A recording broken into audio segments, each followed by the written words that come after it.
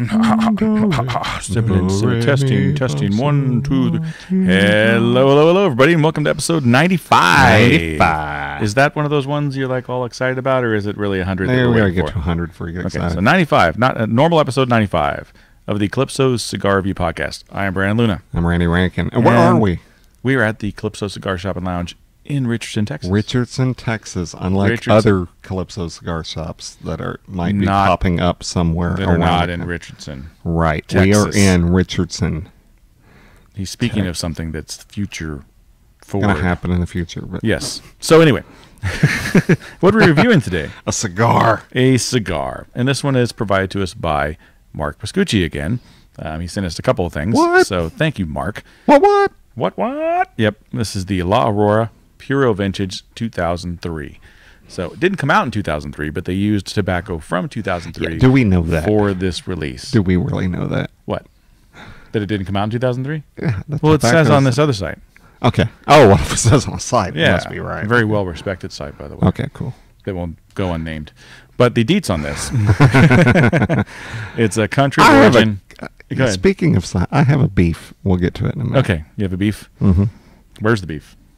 I have a bone to pick with somebody. Okay. That's what she said. Origin of country is origin of country? Origin of country of origin. Country of origin. Yeah. There you go. Or, if you're Yoda speak, origin of country. Country of origin it is. Mm-hmm. Dominican Republic. The factory is from the E. Leon Jimenez Tabacalera. Wrapper is Ecuadorian. Dominican Republic binder and filler. Dominican and English binder is my first language and my only language at this point.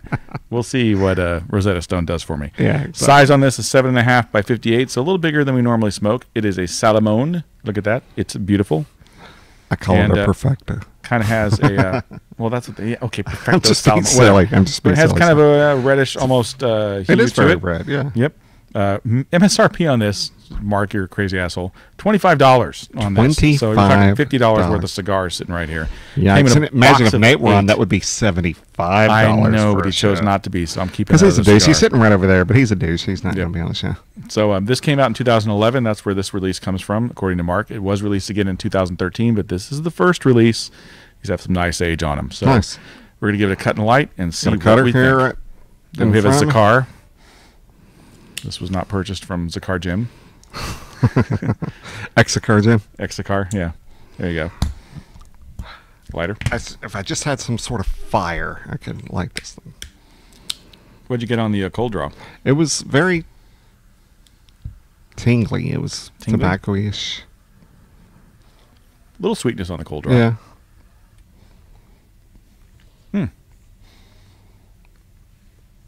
You got it going?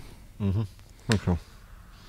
It's got that little small exposed foot there that kind of have to light gingerly because you don't want to scorch the crap out of the cigar, especially when it's a $25 cigar. Mm-hmm. So you light it gingerly. You light it red-headedly. Mm-hmm. What do you think so far?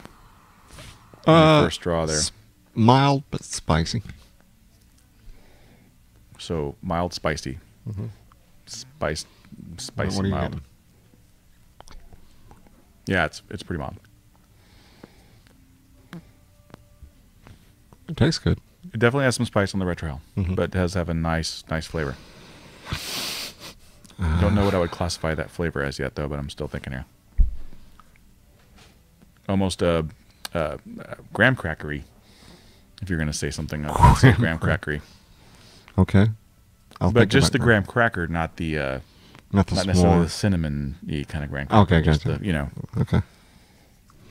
Not with the chocolate and marshmallow on top. No, not a s'moresy, just graham crackery. Mm-hmm.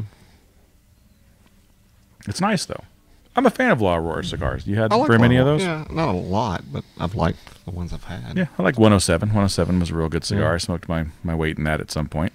And we are pairing today. You're pairing with something different than I'm pairing with, though. I don't remember what I'm pairing with. Oh, Johnny Walker Double Black. Nate will chime in when you ask him what booze we're talking about. Yeah, Johnny Walker Double Black. And I am painting. I'm painting with... You're painting with what? What are you painting? With what are you painting? I am painting with Grangestone. Grangestone. Meet the Grangstones. Yep. It's very caramelly and cherry-ish. It was. He gave me a sip. It was, yeah. That's all I got. He'll get some more. Because that's what I need right now is more scotch. Yes, that's what everybody needs. Yeah. Is more scotch. What the world needs now is scotch. We're breaking all kinds of copyright rules on the last couple episodes. But it's less than 30 seconds. And we're an internet show, so homage that's fine. to the greatness of the songs that we're parroting. Yes. Technically, I guess. Technically, if you want to be technical about it, yeah. So, Mark, thanks for the lovely smokes. Wow. I just got like a little, on the lips, you get like a little citrusy thing going on. Yeah. Almost like orange rind or something. I don't know. It's nice. It is very nice. I like it a lot. You like it a lot. So you've watched any movies lately, man? Anything come up in your queue? You watching some Netflix stuff or some... Netflix, yeah. Yeah, what'd you watch? Oh, what was it called? It was based on a true story. It's got Nicolas Cage and John Cusack. Oh, Left Behind? No, Frozen Ground? Yeah, I think that's On Frozen Ground or On Deadly Ground. It's a true story about a guy who Fights loved the thrill of the hunt and would lure women to his cabin or whatever in Alaska. Based on a true story? Yeah. That guy's a dick. And then strip them naked and then make them I saw that, yeah. I saw the thing about that. And he'd give them like a 20, 30-minute head start. So who is the bad guy on this? Cusack. Cusack, yeah. He likes to play bad guys now. He's good at it. And Nicolas Cage is the FBI guy trying to hunt him down. It's pretty solid. I'd seen a movie that was based on this before, but don't ask me what the name of it was. But I thought that was better. Oh, really? The one that was based on the real story as opposed to the real story. And it's got Nicolas Cage in it, so he just works. Take that with a grain of salt. Yeah. I used to like Nicolas Cage a lot. I did too. I thought he had a lot of Raising Arizona, hilarious. I even liked that Christmas movie. the Weatherman or whatever? Family Man. Oh, Family Man, okay. Yeah. With Tia Leone. Yeah. Tia Leone? Yeah, Tia Leone. Miss Duchovny. Not anymore. Not anymore, no. Yeah. Because he had sex addiction and wasn't. And then did a show about someone that was sex addicted. Good job there, buddy. Good job, dude. Very Michael Douglas move of you. Not my cup of tea, but I'm thinking if you're married to Tia Leone, you should be okay. You should be pretty good there. You should be happy with that. Because celebrities. She's got a nice... Yeah, and see, what is it with celebrities dating celebrities? I would, if I were... I mean, obviously we are celebrities. Yeah, pseudo, yeah. Yeah, but no. If I were a big-time celebrity... The last person I would want to date is a celebrity. And I guess I get it that, well, they understand our lifestyle. They understand the paparazzi. They understand this. Just marry somebody nobody knows about, and you'll fly under the radar. I don't really think you can do that with love, per se. It's you love the person that you love, whether they're in the industry or not. Yeah, but why would you even want to seek out love in that industry? I mean, the fail rate in that industry is so much bigger than even just...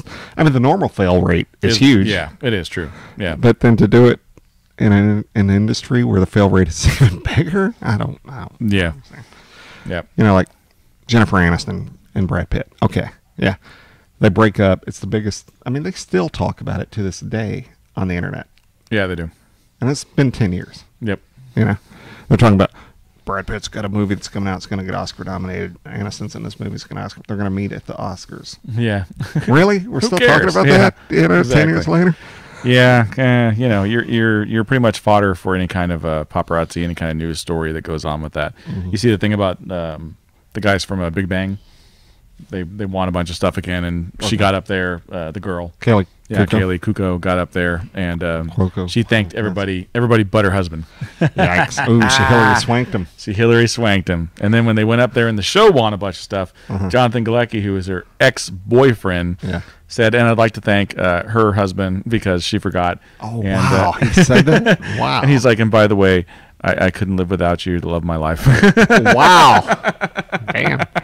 Which I thought was pretty funny. I always kind of liked him, so that's cool. That's pretty funny of him to do that. I wonder if she was like, later, if she was like, thanks. It was funny because it's so rare that you win an Oscar twice. And when she won the Oscar, Hillary Swank won the Oscar the first time, she forgot to mention Chad. Yeah. Lowe. Chad Lowe. Yeah, the lesser Lowe. The lesser Lowe. Yeah. Why isn't he on the commercials? That would be funny.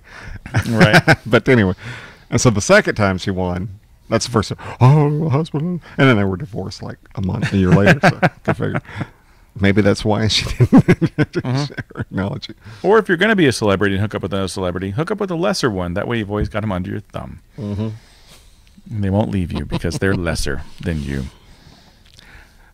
The celebrity life just intrigues me in a lot of ways. I mean, I'm not I have to read People magazine kind of celebrity person, but it just intrigues me. I mean, you do your job, and that's what you do. I mean, yes, there are people that go to Hollywood and, I want to be a star, and so, yeah. But there are people that go to Hollywood to just work, and that's all they want to do is just work. Yeah. James Hampton, those kind of people. Like, that never wanted to be a superstar. He just wanted to work all the time, And he did, and good for him. And that means he made a successful life in Hollywood. But the people that go there want to be stars and then become stars, I wonder, are they happy that they became the star that they wanted to be? I mean, was Jennifer Aniston's life better when she could just go to the grocery store and nobody gives a shit? Who knows? Going to the grocery store? Who knows? She couldn't buy stuff, so now she can buy stuff. Yeah. Or have somebody else buy the stuff. I've always said, if I could be any celebrity of all time, I'd be Bernie Taupin.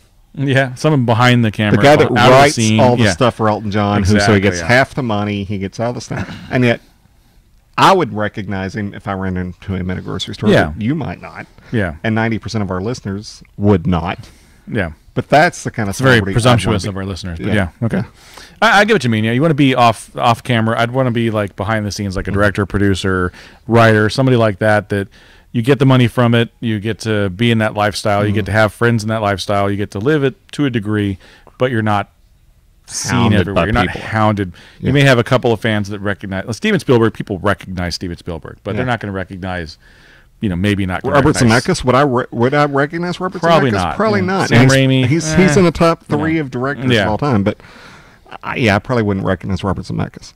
Yeah, Spielberg, if I'm shopping next to him, I'm like, hey, dude, you're Spielberg. Exactly. And you'd probably recognize Martin Scorsese, but you'd be like, that old guy looks like Martin Scorsese. You wouldn't necessarily say that's Martin Scorsese. Right. It's just that kind of thing. It's so that's Brad Pitt, whether I like him or not, I'd be like, dude, that's Brad Pitt. That's pretty fucking cool. Or Lyle Lovett. You'd be like, that guy is Lyle Lovett. I was proud of us when we met Lyle Lovett. For not douchebagging it up and going over there and taking pictures with him and stuff. Yeah. Kind of saluted him, and he acknowledged us, and we just walked out of there. Yeah. And then, never mind, the girl that crossed the room screamed, thank you for being from Texas. Thank you for having your parents copulate here. Weirdest damn thing you can say. He had a choice in where he was born, that's for sure. No, but we've both, and we're not bragging or patting ourselves on the back, we've both encountered numerous celebrities in our lifetimes. I mean, I can seriously count to 50. Yeah, that's 50, a lot. 60 people, celebrities that I've met. Yeah. You've met a couple. I've met quite a few, and it's my wife's like, how do you meet these people? I'm like, you do. Right place, right time. You just talk to them. Yeah. And I don't try to interview them, and I don't try to. I mean, like Fright Fest? Yes, we're interviewing people. That's what we're there for.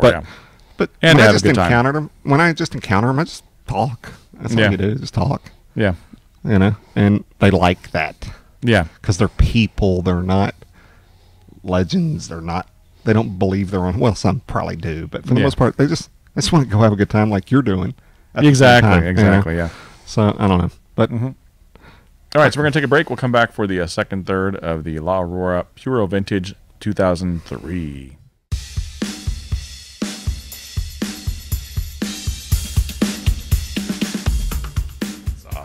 Awesome sauce. All right, we're back for the second third of the La Aurora Vintage Puro 2003.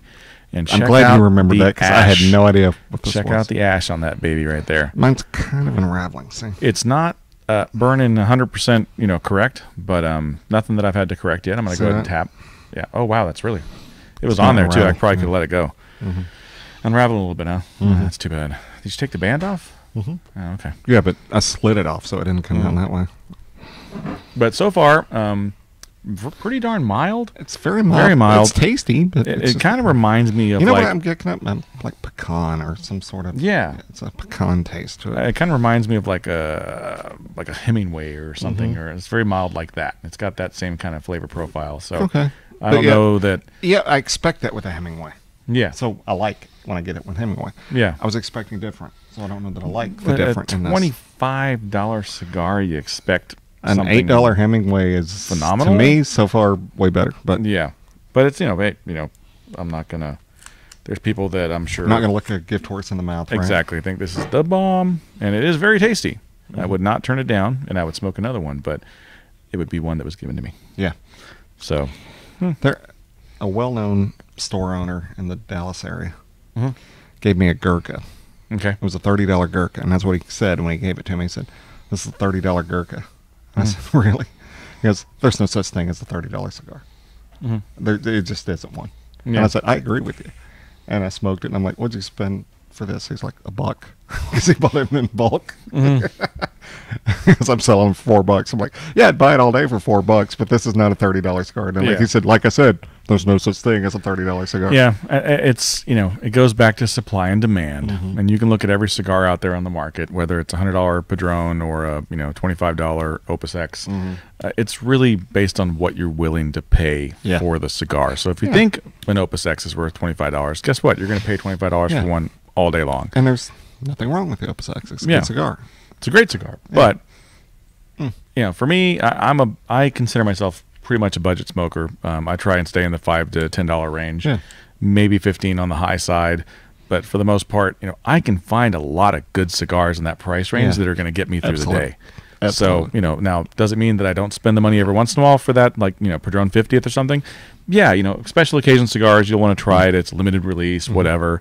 But in my experience as a cigar smoker, for every $25 cigar, there's a $5 cigar that probably smokes just as well. Yeah, exactly. But that's my personal opinion. Doesn't mean everybody shares that. As we've said on the show, a good cigar is a cigar that you like. Period. Doesn't matter what you spend for it. If you like it, it's good. Exactly. And so, to me, no, I would not spend $25 for this cigar. Would I smoke it again? Absolutely. Yeah.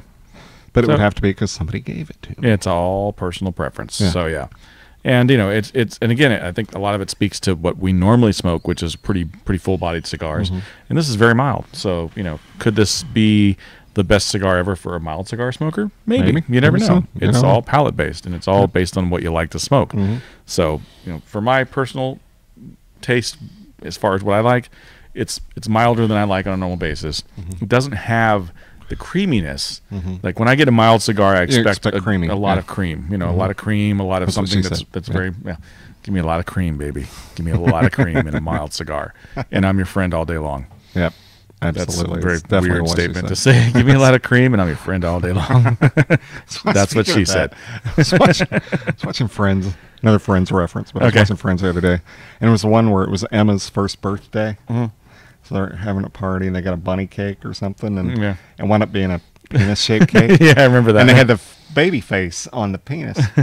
And so Ross was on the phone. He's like, "Can you take the baby face from the penis and put it on another cake? That is a weird sentence." Exactly. Who would think you would ever say that sentence? And he just had one of those. Yeah, exactly. So one of the things we wanted to talk about was zombies. And not that it's Halloween or anything like that, but zombies are in the forefront of media at this point. It's oversaturation point. Walking Dead and stuff. But we want to go back to basics, brass tacks here. Yeah, and talk I don't about like zombie TV shows. Yeah, it's too soap opera like. Well, yeah, and put it this way: every guy show that guys talk about is basically a soap opera for guys. Yeah, you look at wrestling, it's soap opera for guys. Yeah. 24 is soap opera for guys with guns. Walking Dead is about as soap opera-ish as you can get. It's all about the characters and everything, but occasionally there's some blood and gore in it. So let's be honest, guys. You're watching soap operas. It just has zombies in it. So, but I like to go back to the start and look at zombie movies, and we'd like to talk about some of our favorite zombie movies. Of course, Night of the Living Dead is the first one that really stands out in everyone's mind. And it's great for what it is and everything. It doesn't necessarily hold up. It's still great. I mean, Romero created an industry, basically, with that movie. Very much so. Dawn of the Dead's my favorite, and I'm talking about the 70 version. And I did like the Ving Rhames version as well. It was really good. It was a great remake. Very seldom do you get remakes that are actually worth a shit, and that one was worth a shit. It was actually funny, had a great cast, really good ensemble cast, a lot of good characters in it, and that was what made people like Dawn of the Dead. And let's be honest, the original Dawn of the Dead is a soap opera with zombies. It's all about the characters. You liked the characters. You liked to see where the story went. You had the military guys. You had the news guys that were, you know, different dynamic there. And you got the Flyboy against the military guys. And it was all about the relationships. And you had to mention Flyboy because you interviewed him. I did interview Flyboy. That was so cool. With my busted ass ankle. And you even told him about it. He's like, "Oh, I'm sorry." Yeah, I was like, I could probably do the Flyboy walk when I had my ankle like that. It was bad, but yeah. So I mean, that's what that movie was, and it was great that it was that, because it was actually, you know, taking a subject matter that was pretty hardcore. I mean, it had a lot of gore in it. Now, mind you, it all looked like paint. It was bad special effects, but it was good for the time. And, you know, it put something around it story-wise that made you hold on to it. Yeah. It made people like it, and that's why it has that staying power. And for them to produce that in the sequel was a great triumph. I mean, you know, it was, because it worked, and the blood was real and everything. Yeah. Well, not real, obviously. Yeah, the gore was there. Seemed real. Yeah, and I loved the stuff that they added to the remake with the guy across the way at the gun shop. Cool. That was very cool. Playing the, you know, checker or chess or whatever. That was awesome. I mean, that was great. Yeah, absolutely. So I really liked the redo of that. I don't know what the word is. An underscore zombie movie. In other words, Under the Radar. Yeah. It wasn't a zombie movie, but similar was The Crazies. Yeah, The Crazies is great. That was really good. The remake. The one with Timothy Olyphant. Yeah. Great movie. Yeah. And our buddy Glenn Morshower was actually in that for a bit. Yep. But no, I really liked that, and I liked the ending. And I usually don't like the endings of movies. Seriously, in all movies. Sometimes I see the story go in a different place than where it winds up, but I'm cool with it if it works.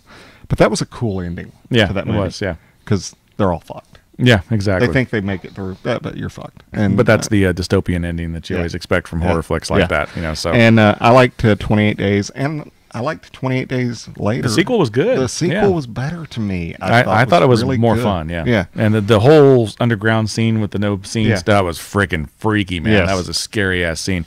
And they're supposed to do 28 years later, and I really hope that Brian Doyle gets off his ass. Brian Doyle, not Brian Doyle Murray.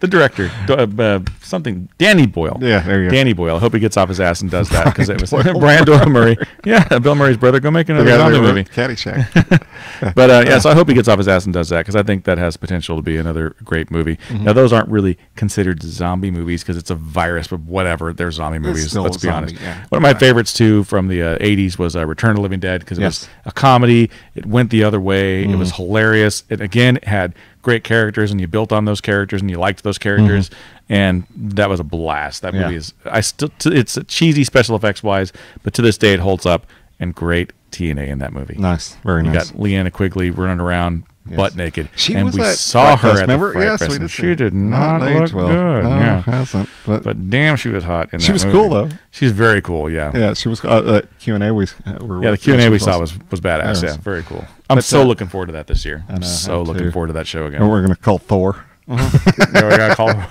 call Thor. Thor. Nate, whom I don't like anymore because he doesn't do our show. Fuck you. Anyway, he had a great line when we were talking. I want to live in your headspace. That's the name you came up with, Thor. Great line. I just knew it was a four-letter spelling of a weird name. You know, it's weird because we start talking about zombie movies, but I'm thinking of not zombie movies that kind of are. And, you know, Splinter is kind of a zombie movie. And another movie that we absolutely love, and the special effects are amazing. No CGI in that. Go for it. Minimal budget, and it's awesome. We love that movie. And it has my buddy in it. But anyway, but I don't know. Seriously, Dawn of the Dead is the one that sticks out for me. Yeah. Both versions are both the perfect zombie movie for me. Yeah. And I told you on another episode that there was one with Steven Seagal and Lyndon Ashby. And I did not see that. I still got to find it. It's so bad. Yeah. And yeah, he's this commando dude that's leading these people to fight the zombies. They've got it all quadrant, and it's so bad. They got pretty bad pretty quick. Now, I still like a lot of George Romero's flicks. I liked Day of the Dead. Day of the Dead was very good. Highly underrated. It just didn't really get the box office that it was supposed to get. But again, it's all about the characters. There's some really great characters in that movie. Really great special effects are off the chain in that movie. That was when Tom Savini really found his his mojo, and there was some crazy stuff in that. I don't movie. know. Friday 13th was pretty good. Yeah, but I mean, this one's like, it's really, and yet Bub, the best zombie ever in cinema.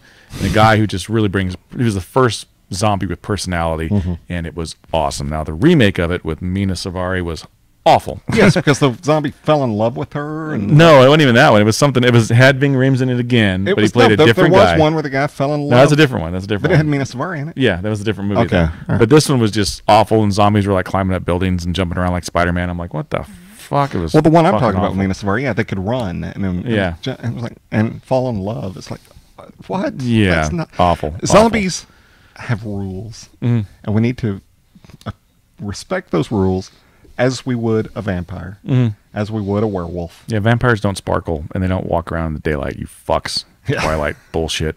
And werewolves only turn into werewolves. Yeah. Oh, when it's full moon. Off topic, but what did you think of The Wolfman with Benicio del Toro? Did you see it? Yeah, I didn't like it. I know.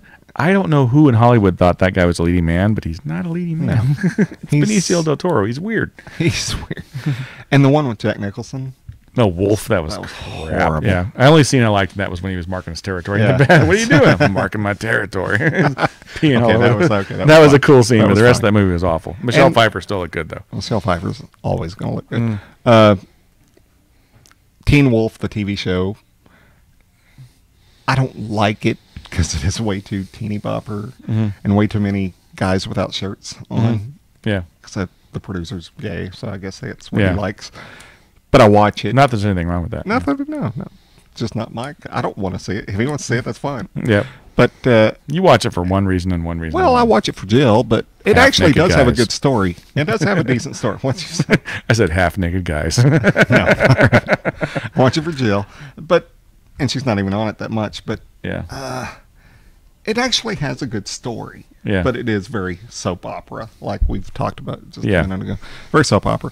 And the problem I have with Teen Wolf, though, is that they can turn into a wolf anytime they want. You get pissed off, you turn into a wolf.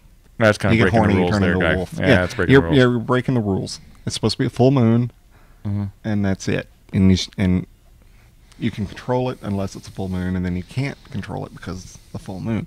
Yeah. And the Teen Wolf movie breaks that rule, and the TV show really breaks that rule. Yeah, but the movie was a comedy, let's be honest. It's supposed to be funny to begin with. So. And James Hampton's in it, and I interviewed him. He's awesome, yeah. So we're going to come back for the last third, and we'll talk about werewolf movies. Fun stuff. We got a lot of them. I like werewolf movies. I do, too.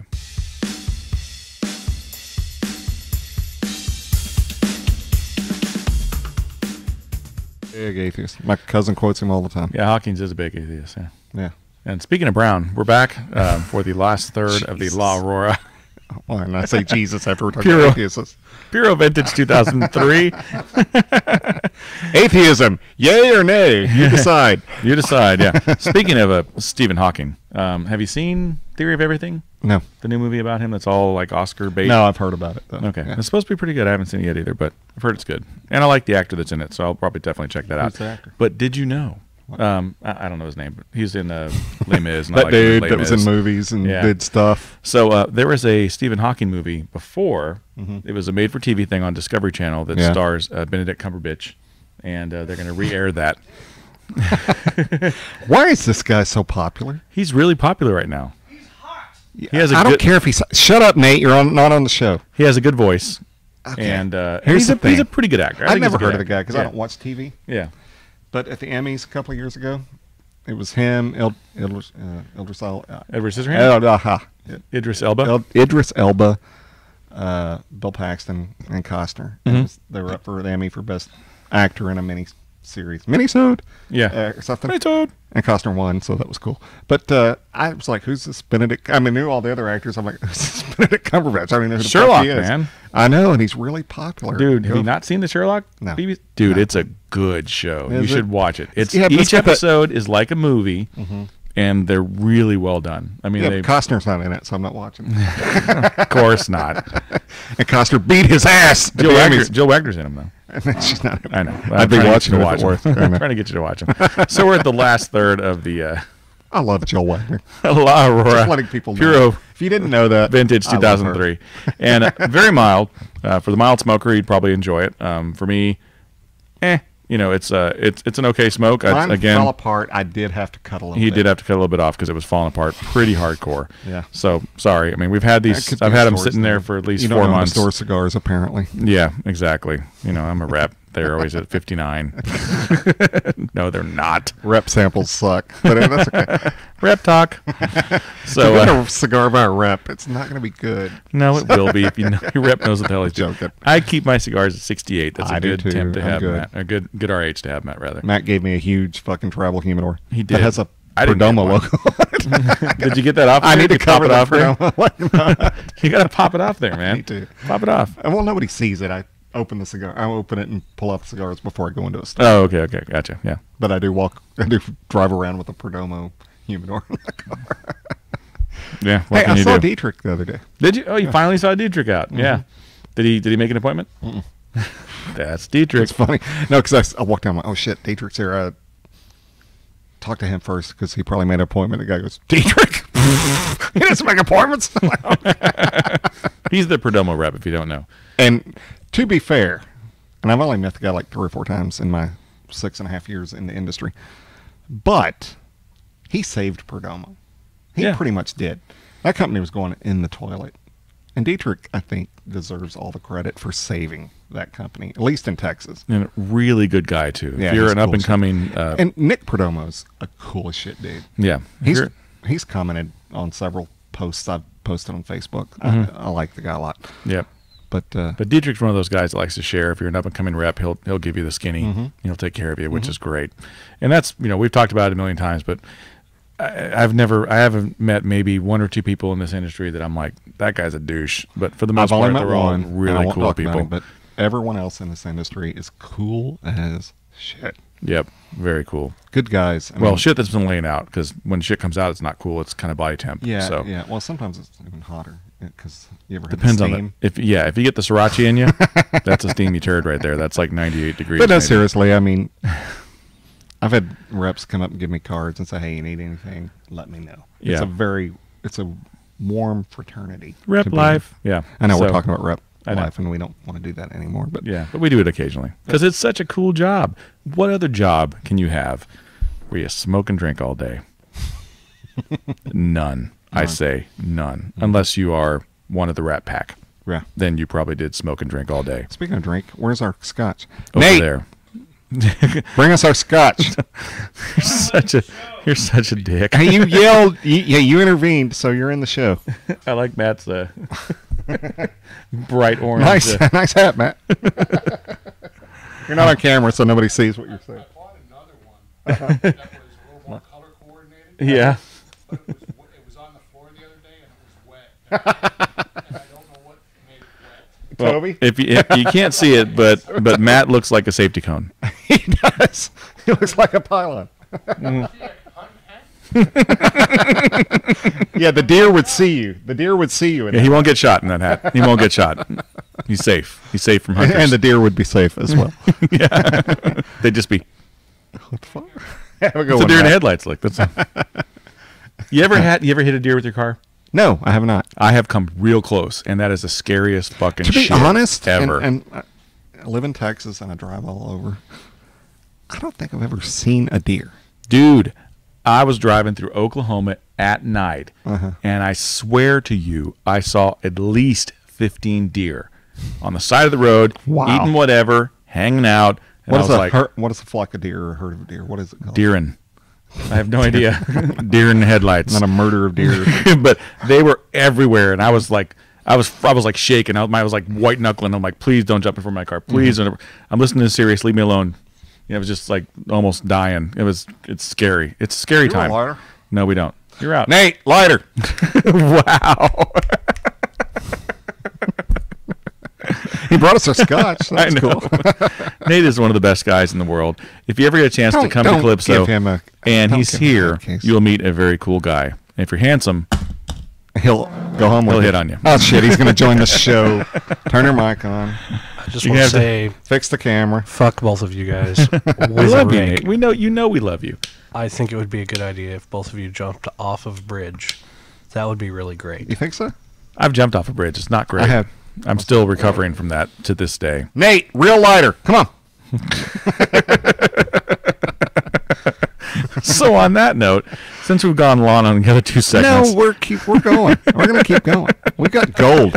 We've got gold to do. We've got gold going on here. Let's look at titties. Titties are great. Titties. I'm going to start flashing titties on the screen because we're missing those people that used to watch the episode. Yeah, we used to get 1,000 views when I would have some titties on the screen. We want to see you smoke. Guess what? Now you're looking at this, and there's no titties. And we get 50 views. Thank you. Good job, guys. Thank you, guys. Good job, listeners. At least iTunes and iHeartRadio are good. Still good. Yeah, we're still good on those, but freaking YouTube, man. Freaking YouTube. This lighter's perfectly fine. Well, it didn't light when I was lighting it. You got to light it with a soft touch. You got to soft touch it. Soft touch that soft touch what flame. What the fuck are you talking about? You got a soft touch. You got to. I want a man with a slow hand. I want a lover with an I like the Conway Twitty version better because it's you want a man with a slow hand. Yeah, exactly. He's like, hey, babies, you want this guy? I'm Conway Twitty, and I got a Twitty between my legs. And now for a moment from Conway Twitty. Is he still alive? No, he died a long time. Damn it! There could have been a great thing for that. Would have been a great little Saturday Night Live thing. Have you not seen the Family Guy thing? That's what I was referring to. No, that was a line from Family Guy. Yeah, Stewie goes, and now for a word from Conway Twitty, and they cut to like him on Hee Haw going, "Hello, darling, nice to see you. Been a long." And then one time, so they've done it a couple times, and then one time they just let him play the whole fucking song. Of course, they're Family Guy. Seth MacFarlane will write a joke till it's dead, and then write it again. Yeah, yeah. He's very big on that. I kind of like that. Which is kind of why the movie sucked. Yeah, Million Ways to Die in the West. Not a good movie. And he's a funny guy. So for him to make that piece of shit, sorry, it had moments. It had moments, but it wasn't good. I wouldn't watch it again. I know. Well, we are so on topic and so on pace with what's going on in current world. Yeah. But I want to talk about when he hosted the Oscars a couple years ago. I thought he was great. I thought he was hilarious. I thought he was hilarious. Yep. So it was hilarious. And I got all pissed off. It's like, dude, you hired Seth MacFarlane. Yeah, what did you expect? Exactly. Come on. And he was good. He was actually, great. He was great, actually. Yeah. And, my wife has said it. She's like, he's a good-looking dude. He should do more movies. Like, he's got the look. He's got the acting chops. He's funny. He's got a voice. He can sing. He can write songs. He can sing, dude. Did you see him sing on? Yes. He was on Conan or something. He sang. Dude's got a voice. That is arguably the most talented guy on the planet. Talented guy. Seriously. So very talented guy. MacFarlane, here's the Seth. He is a badass. Although Million Ways to Die in the West sucked. Giovanni Ribisi was still funny in that. Ted was awesome. Ted was awesome. Ted was hilarious. Okay, everyone knows. Now, mind you, a lot of recycled jokes, but still really funny. Okay, everyone knows I'm a Hootie and Blowfish fan. And when that's why everybody's singing that is, "Hey, which was taken right out of the show. I mean, it was a redo from the show, but it's still funny. I don't sound like, what did he say? I do not sound like Peter Griffin. Peter Griffin. That's awesome. And you being a big Flash fan, that was awesome. I loved. God, we were so current. I loved that. Things. God, Flash awesome. Gordon is the bomb. They're going to remake that. And they're going to fuck it up because it's not going to be kitschy and cool. It's going to be stupid and. It wasn't kitschy and cool. It was kitschy. It was cool. Queen soundtrack equals cool. Dude, that was the first album my mom ever bought me. Was the Queen soundtrack for Flash. For Flash. Flash. Awesome. I was like, this is the biggest piece of crap. No, that album's awesome. Actually, she got me 2 albums at the same time at Christmas, and that and Urban Cowboy. Yeah, you got 2 shitty albums. I wore the crap out of Urban Cowboy. Really? I did not listen to Flash at all. Urban Cowboy was just that. Okay, there's 2 guys that do this. There's 2 guys. Wookin' for Nub, yeah. It was great. There's 2 guys that do this. John Travolta was the Tom Cruise of his time because he played the same character like in 5 movies. He was basically Tony Manero in like everything. Grease, Urban Cowboy. Yeah. Yeah, I mean he played the same guy in like 5 movies, and then he started getting some range, and then he lost his hair, and then he wears a wig. So yeah, but he's gay. Not that there's anything wrong with that. As Tom Cruise also is also gay. But you didn't see Edge of Tomorrow, did you? I don't watch Tom Cruise movies. Dude, that movie is a blast. I did go see, not Independence Day, or The Worlds. I did go see that. Worst ending of movie ever. Yeah, pretty bad. I thought the movie was great. And I love the scene with him and Tim Roth. Tim Robbins. Yeah. That was a fantastic scene. Just that scene alone. And Dakota Fanning was awesome. Yeah, but just really the ending was like, oh, come on, guys. That's the last, actually, that's probably the only Tom Cruise movie I've seen in the last 10 years in the theater. Wow. And maybe Edge of Tomorrow is on Prime, so if you have Amazon Prime, it's a blast because he plays against type. Now, normally, if you know Tom Cruise and boy, I think about him, he plays the same guy in every movie. I'm the best at everything. He's the best fighter pilot. He's the best car driver, the best pool player. Yeah. In this one, he played a complete douchebag. He was a guy that was supposed to be the best, but he was actually a loser, bad asshole. And that alone made me like his character. And then he earns the right to be a badass, and it was cool. So it's kind of like Groundhog Day with sci-fi, and it's entertaining. Don't try to get me to watch a Tom Cruise movie. Okay, he ruined one of my favorite movies of all time. What's that? Color of Outsiders? Money. Color of Money. Now, he was okay. Outsiders and Taps, I was okay with him because that was before he was a douche. But his character and the way he played his character in Color of Money, I wanted to kill him. Yeah, I did too. That was him. That's probably him at the time. Well, see, and there was a story. I don't know if I told this on the podcast before. There's a story I think Rob Lowe told about on the set of Outsiders. The director asked him. He's like, "Hey, can you guys do anything cool?" And this is Francis Ford Coppola, who's a badass, right? Right. And although he's Rob Lowe related to Nicolas Cage, exactly. Nicolas Cage. So Rob Lowe goes, "Yeah, I can do a front handspring off a wall and do a flip." He's like, "What?" And he fucking does it, and it's badass. And he's like, "Cool, put that in the movie." Tom Cruise is like, "I can do that." Tries.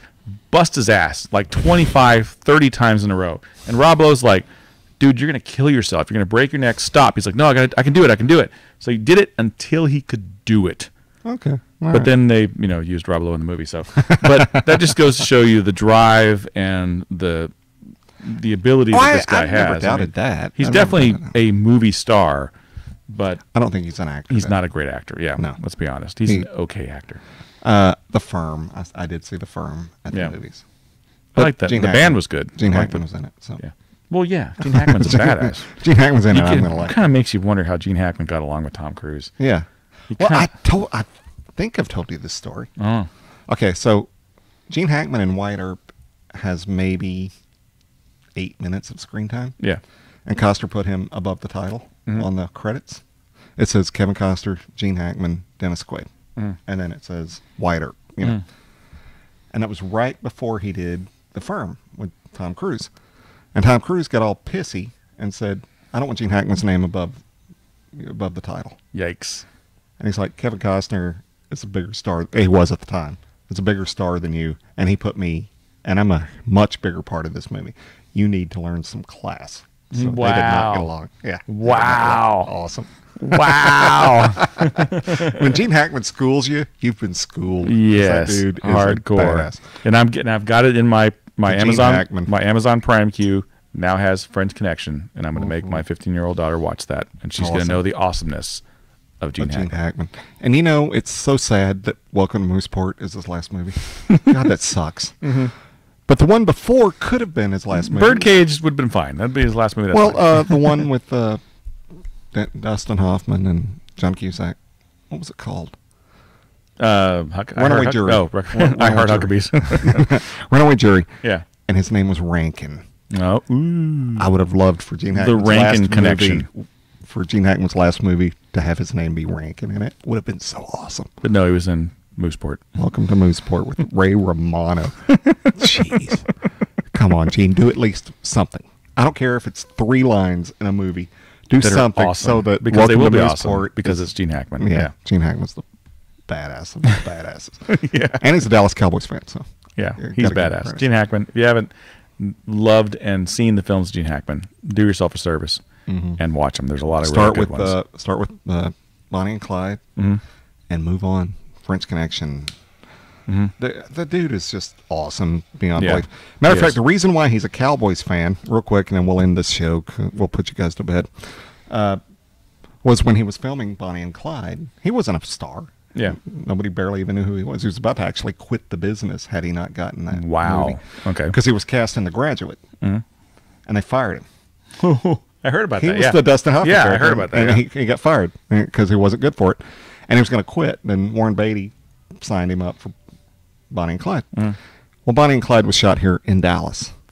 And Hackman, big football fan, decided to see if he could go watch some Cowboys practicing. Watch the Cowboys practice. And Tom Landry and Tex Schramm were like, yeah, sure, you can come watch it. Wasn't a big star, but they rolled out the red carpet as though he were a big star. And they let him come to Cowboys training camps for years. So Cool. that's why he became a Dallas Cowboys fan. And in that movie, The Replacements, even though he's coaching the Redskins against the Cowboys at foe, but nevertheless, he said he would only do that if he could wear a fedora. He was a big Tom Landry fan. Yeah. And Yeah, I so he remember wore that, a fedora in that movie because he was a Tom Landry fan. That's Nice. cool. So good job. Thumbs up Gene. to Gene Hackman. Good job, Gene. Yeah, he's a badass. One of the last true Hollywood badasses. I think one of the ones we have left. Clint Eastwood can't smoke a cigar anymore. No. So lost some points for that. Yeah, he holds it like this. Actually, like this. Like That's he's fancy because he's fancy. Yeah. Yeah. So big thanks to Marc Pascuci for providing today's cigar. Thank you, even Marc. though it wasn't our favorite, it's still a good It was cigar. a good cigar. I would smoke it again. Like I said, I wouldn't buy it. Yeah, $25, pretty steep, but that's because we're cheap bastards. So yeah.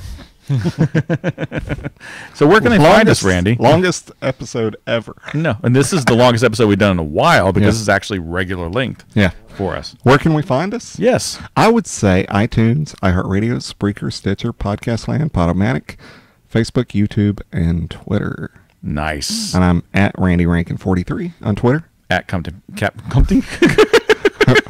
Language. English me. Captain Funky Pants on Twitter. Oh, I have a quick story. So it was about this time last year they started voting for the Maxim Hot 100. So I texted the guy at Vote for Jill and said, and he lives in Russia, but I thought he spoke English. So I texted him, when's the voting begin? And he sent me back an emoticon, a sad face. And I texted him back, like, does that mean you don't know? And he replies, I didn't want to reply. It takes me too long to convert from Russian to English. I'm like, Doesn't have Google Translator? so that's why. Hey, man. Sprechen Sie talk? TTYL? Right. Yeah, so he doesn't speak English. I didn't know that. Anyway. Wow. Interesting. Anyway. Interesting. Be looking for Maxim Hot 100 this year and vote for Jill. Yes, vote for Jill. Not Jill Goodacre. Jill Wagner. Jill Wagner. I would love to be trapped in a ATM Vestibule vestibule with Jill Wagner. Not Jill Goodacre. Sorry, Harry Connick. You married the wrong Jill. So on that note, it's been great smoking with you. See you later, Ryan. See you later, Randy. Longest episode in the past month.